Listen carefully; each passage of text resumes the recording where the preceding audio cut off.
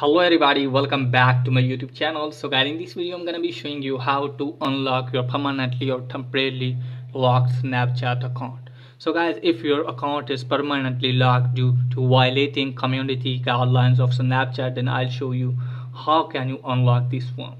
So first of all guys, what you need to do is just simply you have to open any browser, like I'm opening Chrome here, and just simply you have to search for Snapchat Sport. Now after that guys, what you need to do is just simply you have to tap on my account is locked. Now after that, wait some second and you can easily see here my account has been permanently locked or my account has been temporarily locked. If your account is permanently locked, just simply you have to tap on first one, and if your account is temporarily locked, just simply you have to tap on second one. Now I'm going to tap on first one. Now from here guys, what you need to do is just simply you have to tap on going here. Now wait some seconds.